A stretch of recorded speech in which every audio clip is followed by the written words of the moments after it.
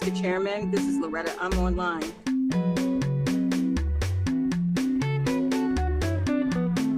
I don't know if you can hear me.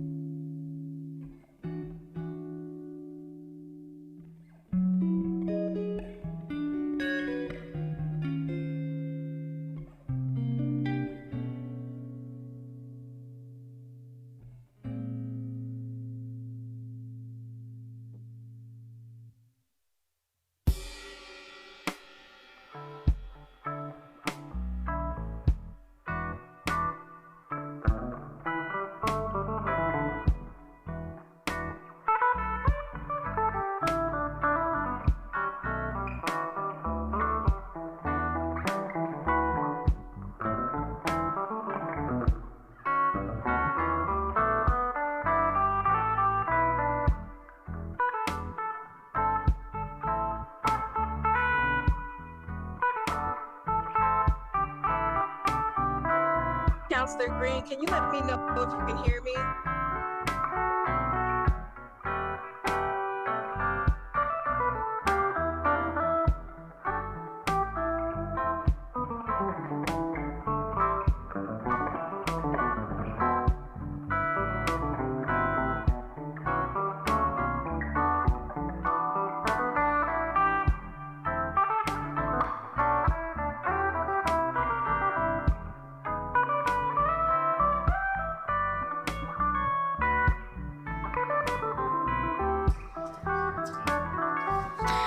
For those who are online, we can hear, but we aren't broadcasting yet. Okay, great.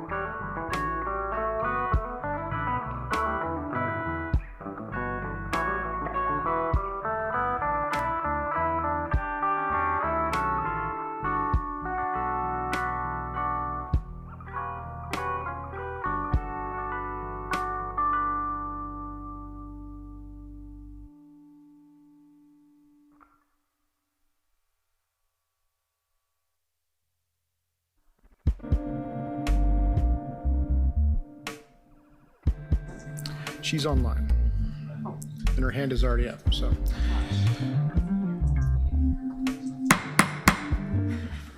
Good morning. I call the meeting of the Arts and Economy Committee to order. It is Tuesday, January 13th at 9:30 a.m.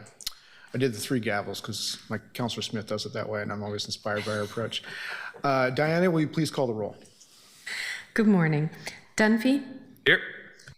Smith? Ryan? Here. Oh, Ryan, thank you. Clark? Here. Green? Here, and Councilor Ryan is just in transit. He got kind of stuck in a little bit of traffic, so he'll be here shortly. Ashley, will you please read the statement of conduct? Welcome to the meeting of the Arts and Economy Committee. To testify for this committee in person or virtually, you must sign up in advance on the committee agenda at www.portland.gov/council/agenda/arts and economy committee, or by calling 311. Information on engaging with this committee can be found at this link. Registration for virtual testimony closes 1 hour prior to the meeting. In-person testifiers must sign up before the agenda item is heard. If a public testimony will be taken on an item, individuals might testify for 3 minutes unless chair states otherwise. Your microphone will be muted when your time is over. The chair preserves order. Destructive conduct such as shouting, refusing to conclude your testimony when your time is up, or interrupting others' testimony or committee deliberations will not be allowed. Will cause disruption, a warning will be given. Further disruption will result in ejection from the meeting. Anyone who fails to leave once ejected is subject to arrest for trespass. Additionally, the committee might take a short recess and reconvene virtually. Your testimony should be addressed the matter being considered when testifying. State your name for the record.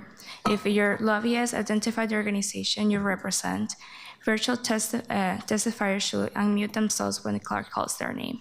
Thank you. Thank you very much. Colleagues, members of the public, today's Arts and Economy Committee just takes up one item of substance, and that is to consider a change or expansion in our enterprise zones near the Portland Airport. I'm looking forward to that conversation. This is an item that Prosper Portland had reached out in December, maybe even late November, to try to get on our dance card. And so we wanted to make sure we prioritized that as early as possible in January, because we know it's an important linkage, I think, in the broader economic development conversation we're having in all of our jurisdictions right now. So I'm really excited about the conversation. We also have, before we get, we'll do our committee meetings thing, approval of the previous minutes, but I also just want to remind folks that we do have a standing item now that we've trying to accommodate, which is just public comment. And the intention there is it's an opportunity for members of the public to speak to this committee on a topic that's relevant to this committee, but for any range of issues. So that includes, like, if you don't like me trying to ban fog off, for instance, come and tell me. And so I say that with a little bit of a smile on my face, just because I want everyone to understand that your way of interacting with this committee is through this public comment process, even if it's oppositional to the thing that I like or it's in support of the thing I like. That's how we generate our discussion. That's how we generate our debate. And that's why we wanted to do that here. Just wanted to remind folks, and that's what we'll do today. It'll be a lighter agenda, but meaningful. Ashley, Diane, I'm sorry, will you please read item number 1? Item number 1, November 18, 2025, Arts and Economy Committee minutes. Okay, thank you. Colleagues, are there any objections to approving the minutes by unanimous consent? I see no objections. The minutes are approved. Thank you. Diana, will you please read the next item? Item number 2, public comment on arts and economy issues. Do we have anyone signed up? No one signed up. Okay, thank you. So we'll continue to remind folks that this is the venue. If you have a bone to pick or you have a really good idea, this is the space to do it too. Or you just love the work that we're doing, that's welcome as well. Okay, colleagues, we're zipping right along. Diana, will you please read item 3? Item number 3, authorize submission of a minor boundary change request to the state of Oregon to amend the Portland Enterprise Zone boundary. Okay, at this time, I would love to invite up our representatives from Prosper Portland, the Port of Portland. If we have folks from Alaska Airlines and any project managers, please come on up. And as you enter and get settled, please just go ahead and introduce yourselves for the record, and then we can kick off the presentation from there. Thank you.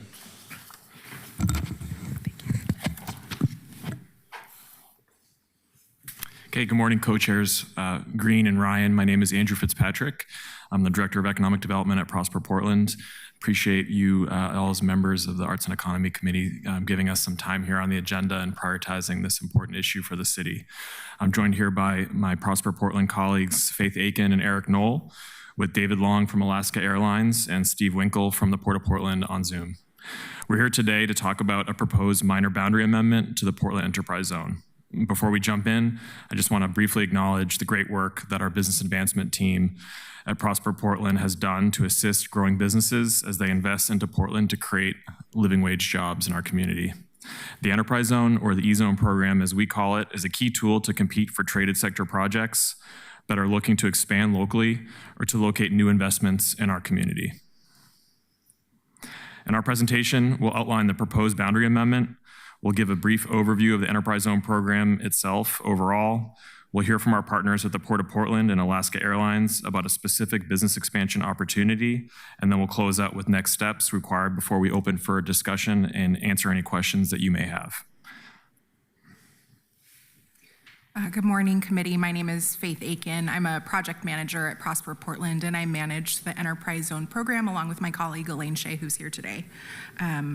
Today we're going to go over this map. You'll see here the map of our 2 existing enterprise zones. So in the yellow is the Portland Enterprise Zone, and in the purple is the East Portland Enterprise Zone. What we'll be talking about today is where the red square is outlined. And then on our next slide, we will help orient where this is. Next slide, please.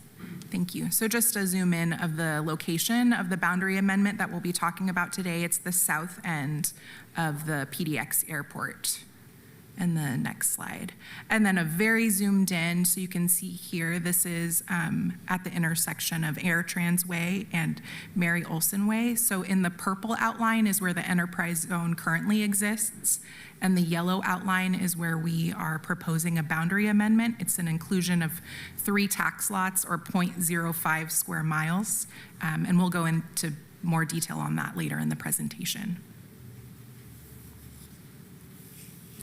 So just a little bit of additional context for you all. Oregon's Enterprise Zone program is an economic development tool that's authorized under Oregon state law, in particular ORS 285C, and it has existed for over 50 years. The program encourages business investment and job growth by abating property taxes on new eligible capital investments for up to 5 years in exchange for job growth and commitment to public benefits. The program is also a key tool to incentivize investments that have the impact of increasing the property tax base for local jurisdictions. The City of Portland is Portland's zone sponsor, and Prosper Portland administers the program on the city's behalf. It's important to note here that this is the only incentive tool that our business advancement team at Prosper Portland manages in-house, so it really does play a critical role for us in terms of the work that we do to retain and expand employers in our community. In 2017, we added the country's first public benefit requirement within an enterprise zone. E-zone companies that sign up for the full 5 years of tax savings must also agree to invest back into the community. They're able to achieve this through important programming such as the Portland Means Progress Initiative.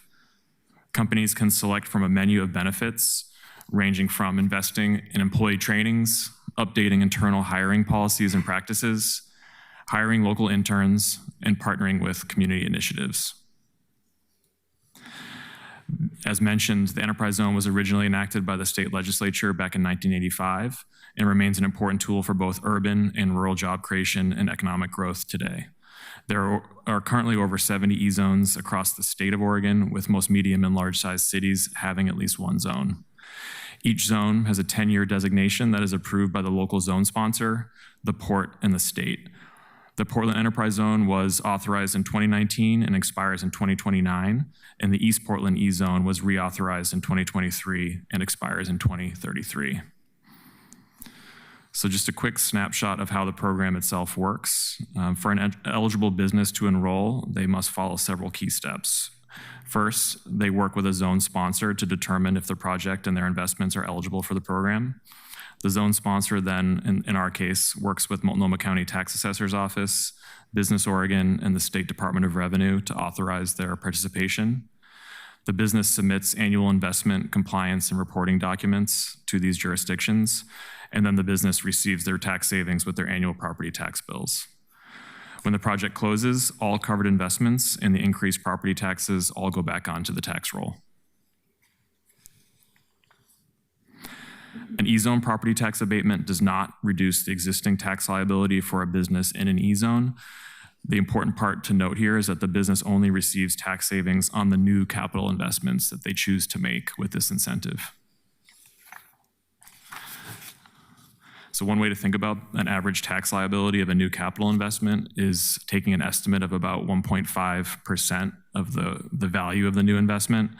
And so hypothetically, if you had a $20 million investment, it could create a tax liability of about $300,000 in local property taxes a year. So under the program, after 5 years and about $1.5 million in abated taxes or exemptions, the total asset, the new improvements that were invested in, all re-enter the tax roll. We've seen an average of the net assessed taxable value across all E-zone properties increase around 14% year over year.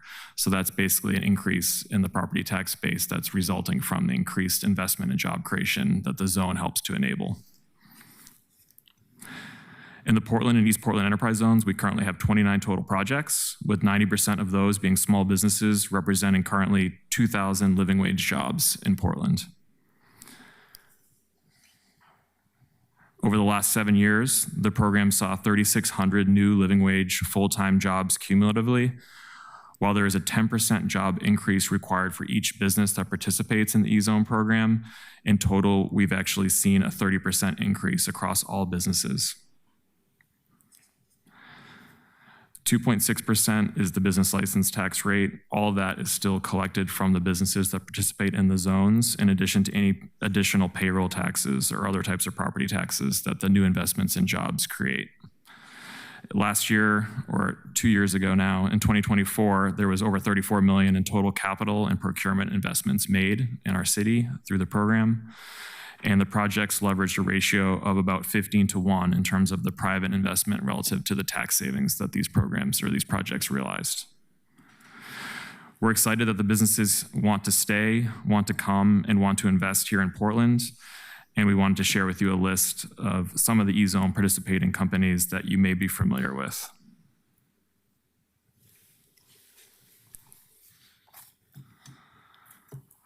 I'd now welcome our partners or representatives from the Port of Portland and Alaska Airlines to share a bit more about the specific business expansion opportunity that we mentioned earlier.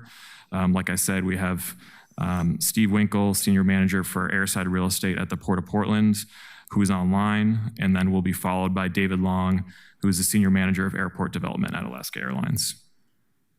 Steve?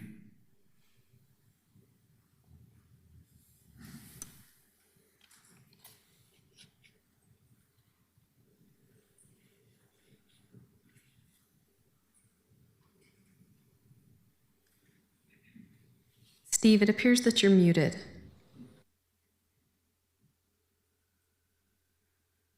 Can you hear me? We can hear you now.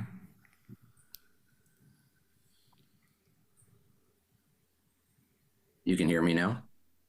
Yes, we can hear you. Okay. Hey, sorry about that. Thank you. And my apologies up front for not being there in person. I'm traveling and out of state. Otherwise, I would be there.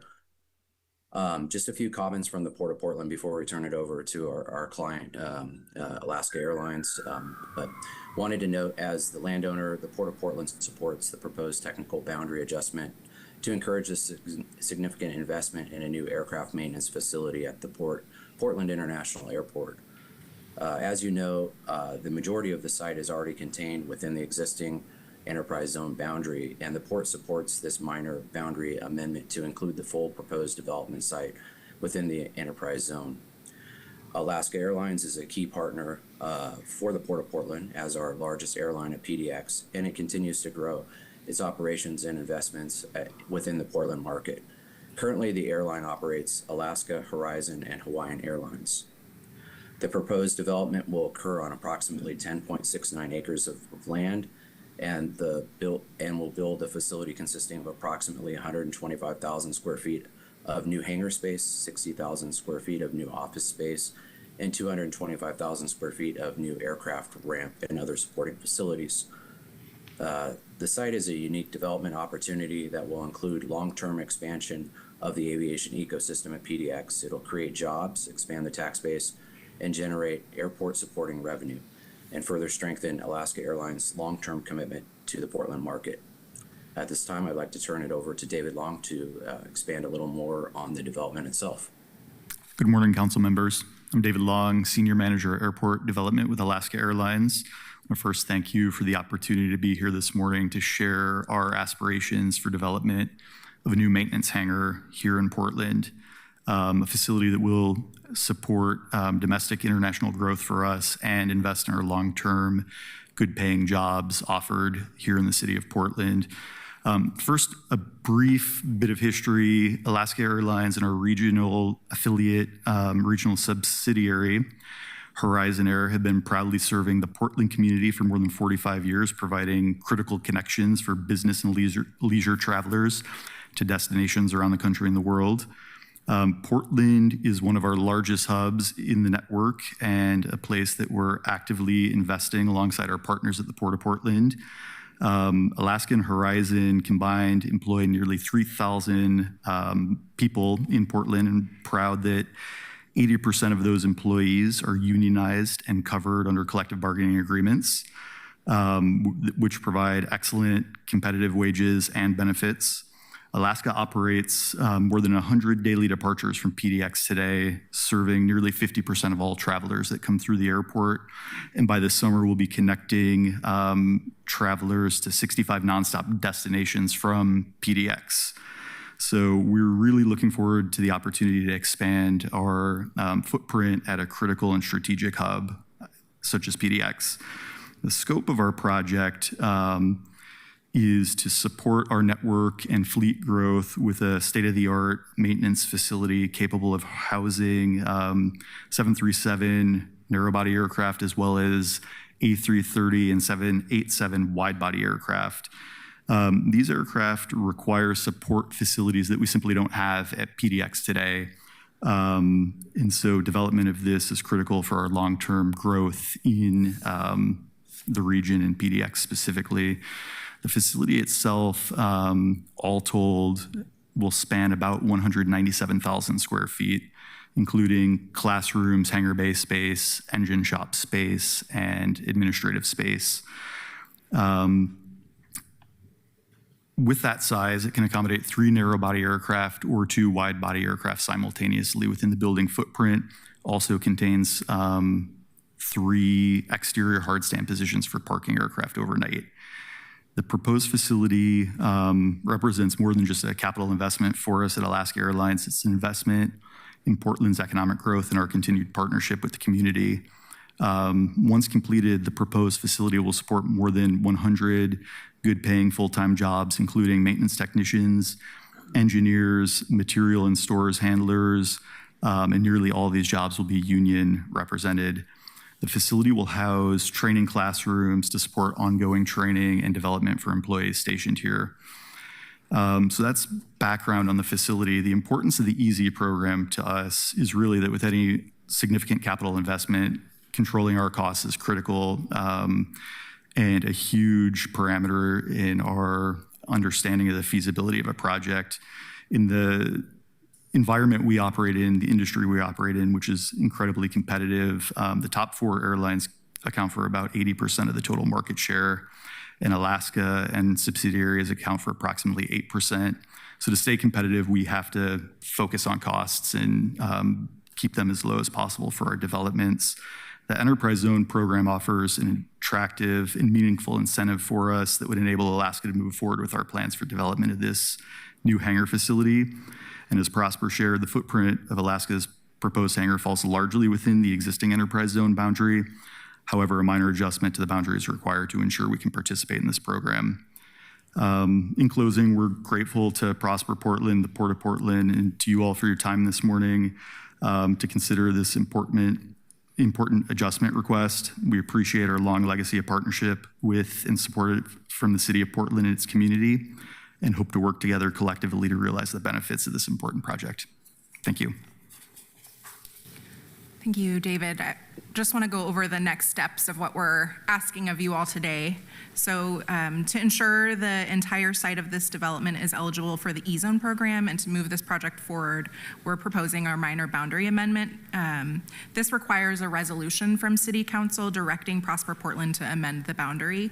As noted earlier, the amendment adds an additional 3 tax lots at the south end of PDX, and the resolution goes in a packet that we submit to Business Oregon.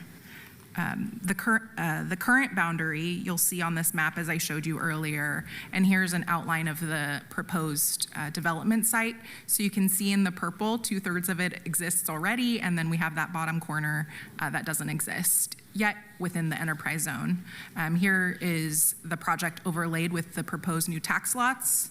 It's 3 new tax lots outlined in yellow, and you can see that that brings in the bottom third of the investment. Finally, this does not mean that Alaska is automatically in the enterprise zone. We amend the boundary, and Alaska Airlines would be required to go through the same process that Andrew outlined. We'd work directly with Alaska and the port to determine what activities are eligible, detail the requirements of the program. We'd work to obtain authorization through the county tax assessor and the Department of Revenue. We'd ensure that the project is in compliance and that they're meeting their reporting requirements. Once those are complete, they submit a tax form every year, and they would realize the tax savings on the subsequent year. And then when the project is complete, the improvements and the rest of the property are fully taxed and brought back onto the tax rolls. So with that, I think that concludes our presentation, and we'd like to open it up for discussion or questions. Thank you very much, Faith, and folks, for bringing this forward. Colleagues, at this point, let's move into discussion on this. This is a resolution that we would need to adopt today to move it to full council. I think you've seen the process outlined, but I'm looking forward to the conversation here. Councilor Dunphy, why don't you go ahead? Thank you. Yeah.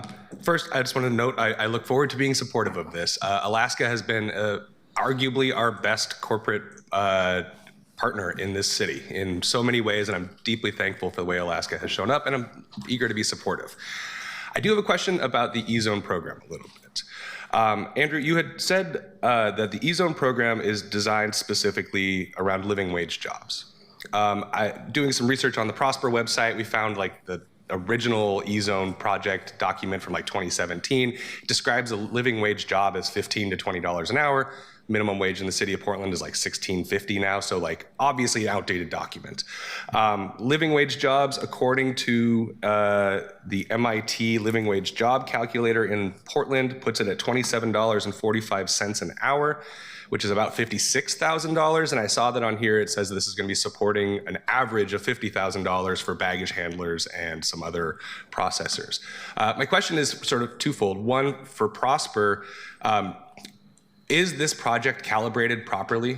Do we have the dollar amounts and the requirements and the public benefits calculated sort of properly? And to our friends at Alaska, is the living wage job calculator, is that defined by bargaining specifically? You said that I think you said 80 or 90% of your employees are in represented positions.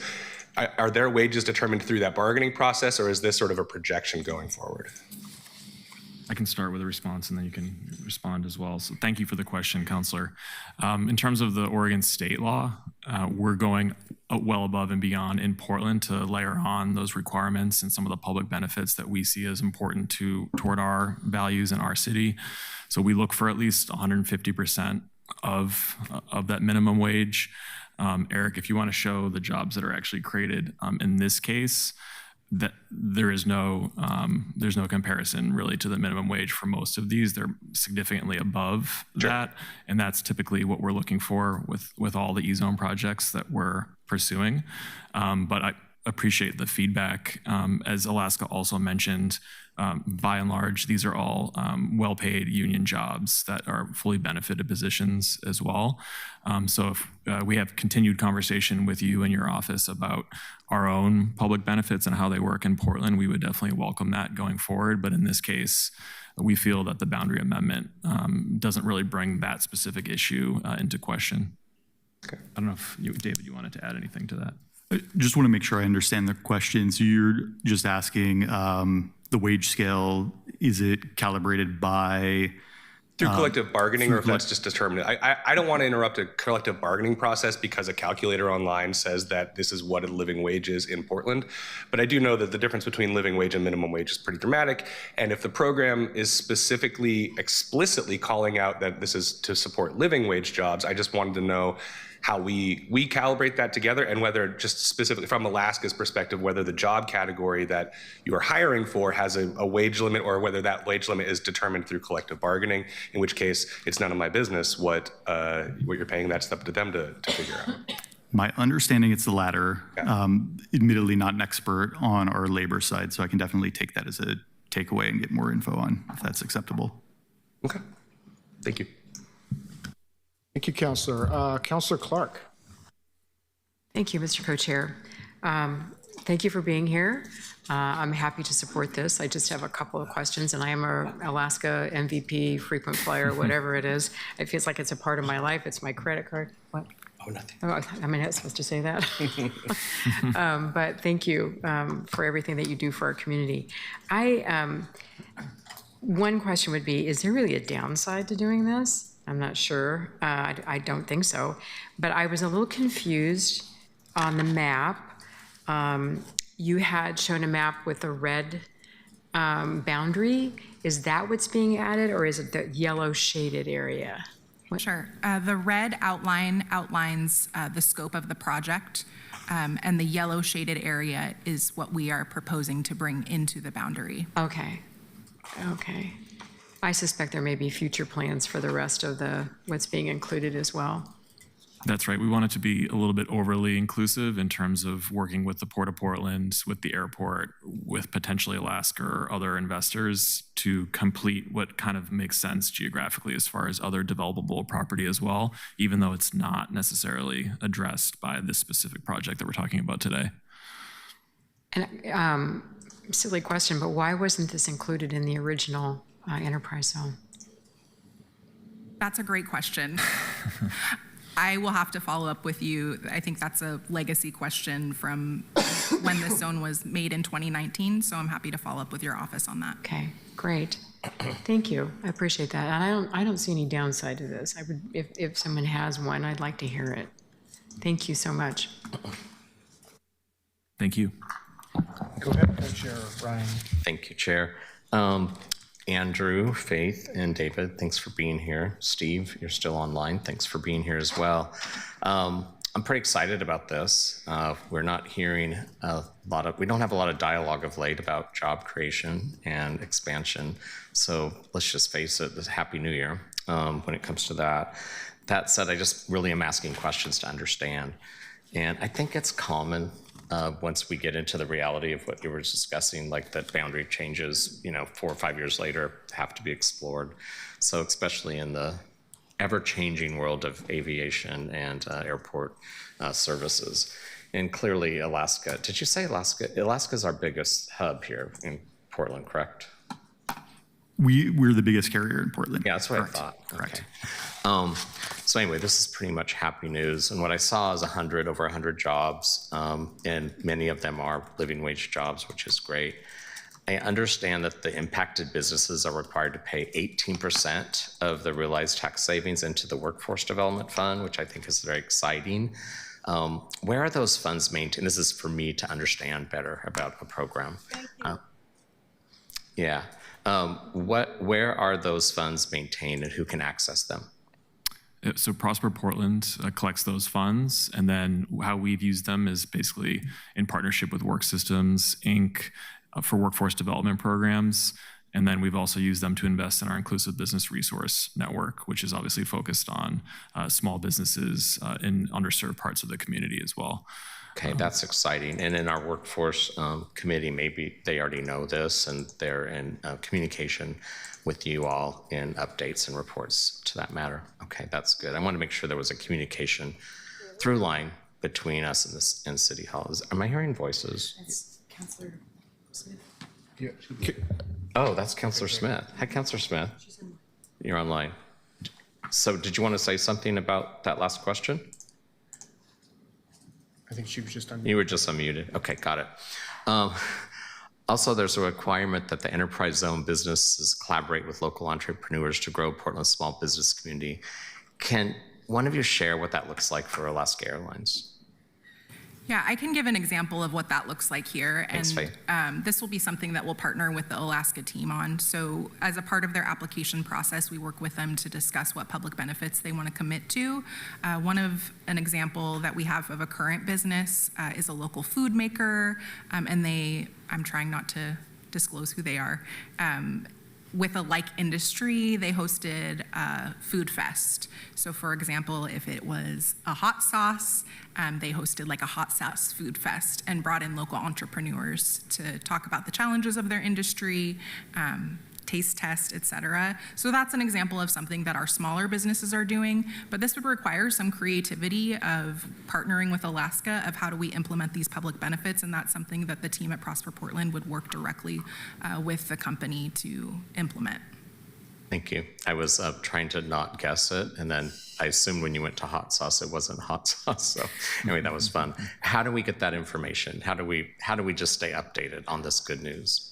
Yeah, so we run this program through the Portland Means Progress Initiative, and we produce an annual report. So we're actually in annual reporting right now. So we'll have the 2025 annual report out in March.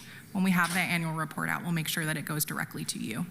Great. I'll make sure that with the first two questions, it's really about us making sure that we have a communication loop so that we can be excited to promote what these investments do. What's the impact on the city's general fund for foregone tax revenues if the enterprise zone is amended? And for how long? I get that question a lot. Yeah. So the boundary amendment that we're making today, the 3 tax lots, doesn't really have a material impact on the city's general fund. We'd have to get the full number back to you, but I would tell you it's, for all the projects that we have right now, relative to the overall property tax base, it's not a significant impact. That's helpful. And I noticed in one of the slides it talked about job growth requirements. How do you regulate that? Because the market's the market, and I believe you that these are your projections. But anyway, what's the regulation on that? Like if they're not met? Yeah, so there's a 10% job requirement through the state of Oregon. So it is written in statute as a requirement to receive the tax savings. That's something that a company sends their forms into me, and we look at their job count. If they're under jobs and there's they're really under jobs, then they would not receive the tax abatement and there would be a tax clawback.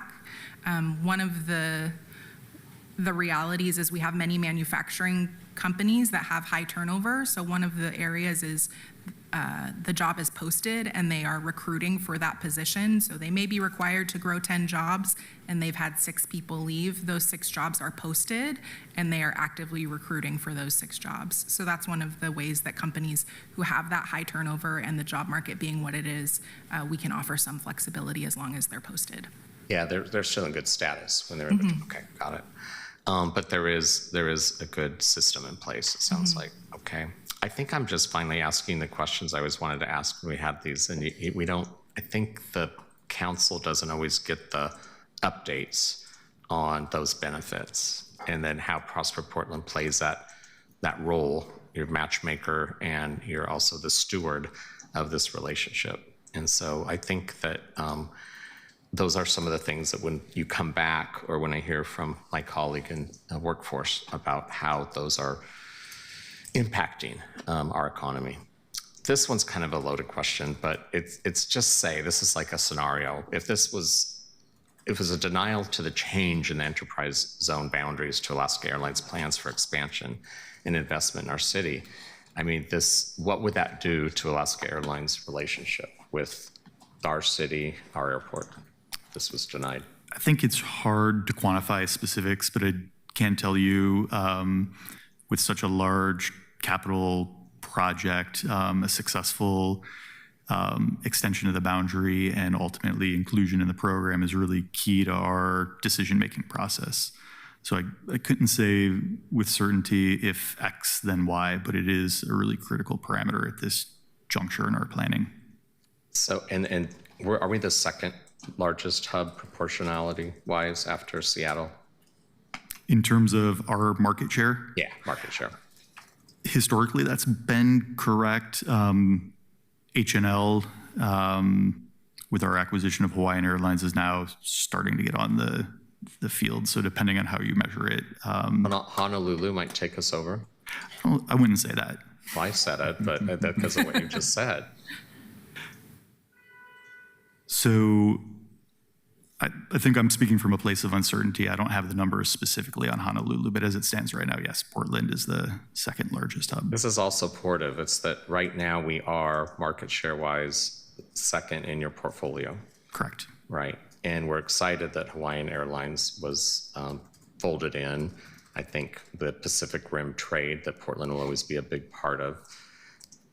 That's going to hopefully benefit us. Do you have any, why we're off topic, because I put us there, do you have any thing you want to share with us about the inclusion of Hawaiian Airlines and what that will do to the hub here in Portland in terms of better access perhaps to the Pacific in the East? Well, I think specifically to this development, we've sized this hangar facility to accommodate the critical aircraft in the Hawaiian Airlines fleet. And so that's realizing the benefit of this facility will allow those aircraft to be serviced here and not force route to other destinations just from a maintenance need perspective. So while I can't look into a crystal ball and tell you the exact makeup of our route network moving forward, it will definitely be a huge benefit to have access to this type of facility for those aircraft type. Co-Chair Ryan, if I may just add briefly two other things to emphasize about the E-Zone program as we operate it here in Portland. One is we really do look at it as a critical differentiator against what other cities around the world can offer. It really does sometimes make the difference for us in terms of the investment attraction and the job creation that we can have here in Portland. And then the second key point is we don't know if some of these investments would be made in the absence of this incentive. So we're looking for something that can use the E-Zone to push an investment in a job creation project like this over the top. We don't know, uncertainty is the right word. We don't know if some of these employers would be making the same investments, but for the offer that we're making under the E-Zone program. So that's why it's such a critical tool for us. But like Faith mentioned, we're really proud of the Portland Means Progress program and the menu of public benefits that we have layered in over the top in our community, much higher than what the state requires us to do.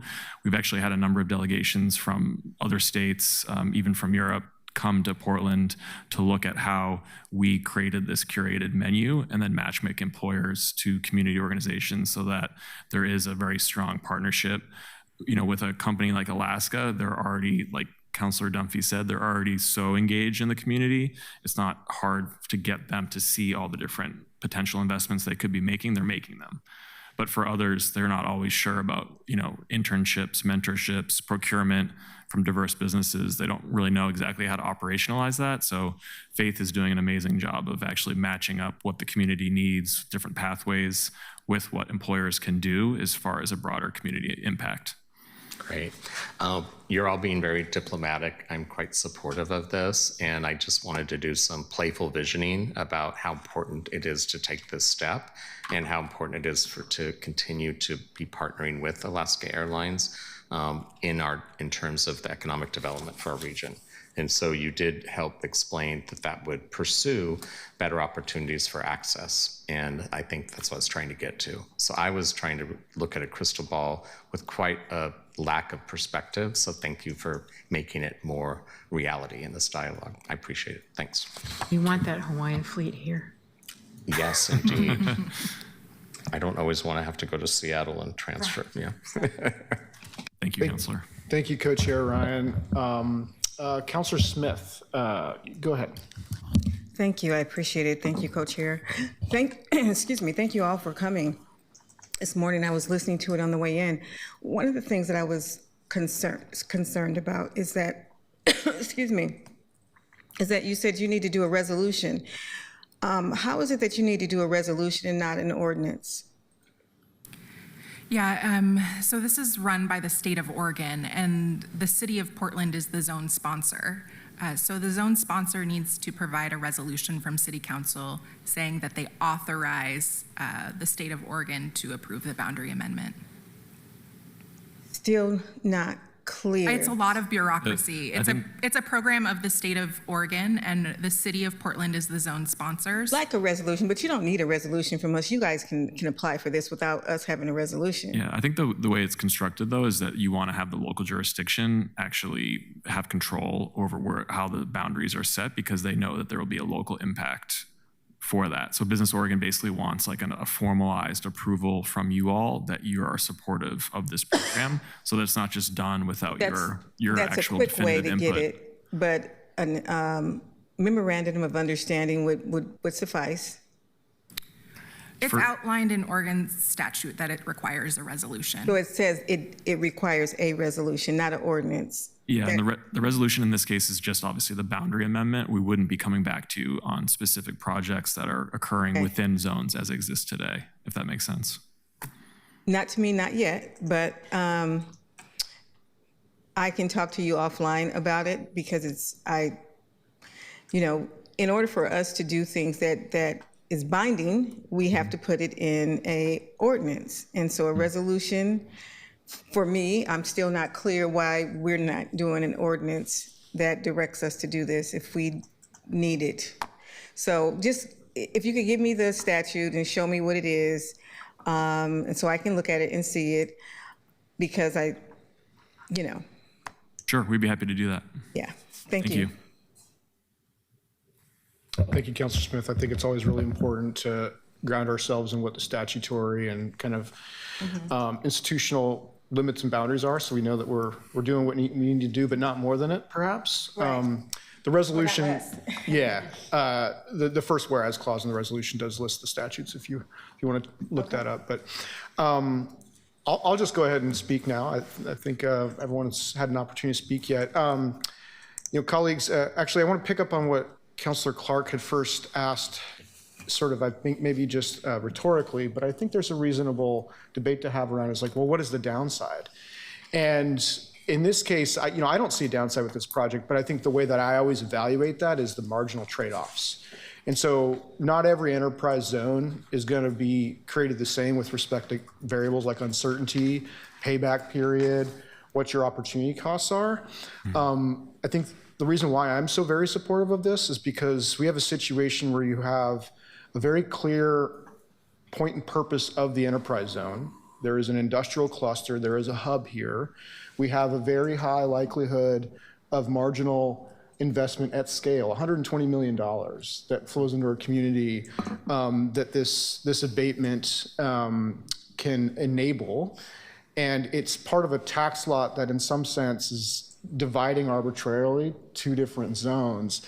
And so I think in this case, there is no downside. The downside, I guess, would be the foregone property tax revenue. And I think in the resolution under the impact statement, Prosper Portland develops lists that Business Oregon estimates that the 7-year average foregone property tax revenue totals approximately $1 million per year to the city general fund. But as noted earlier, that doesn't affect the current estimated budget. So there's no near-term opportunity cost there. What it does is unlock growth potential, and then there may be, of course, there's going to be a cost to property tax revenue in the out years. What you guys have done, though, is you've demonstrated that there's a payback period for this and a return on investment. Councilor Dunphy, I appreciated your line of questioning around the living wage piece.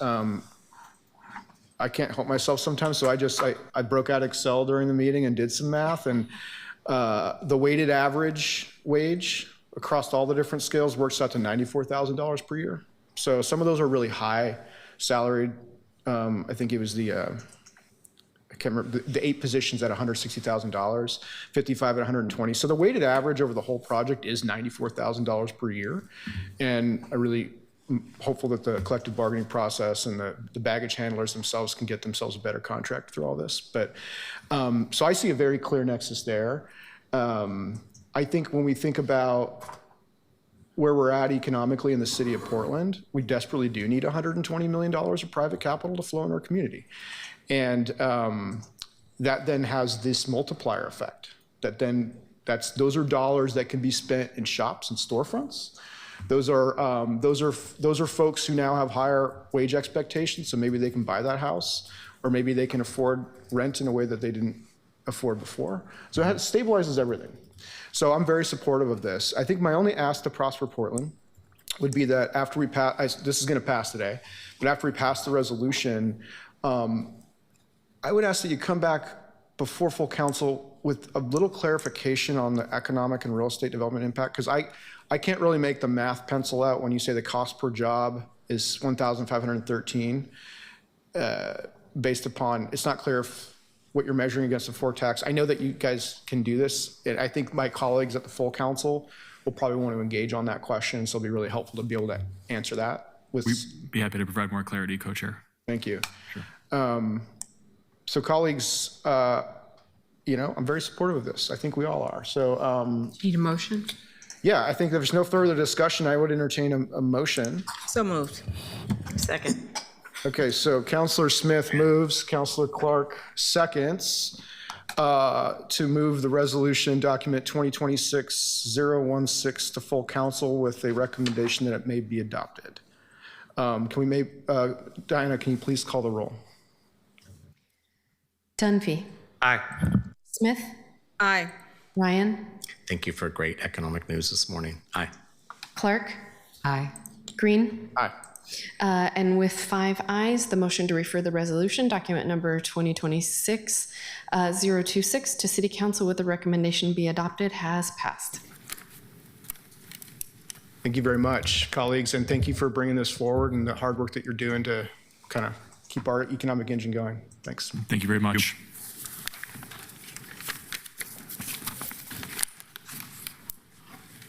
Colleagues, that's our last agenda item.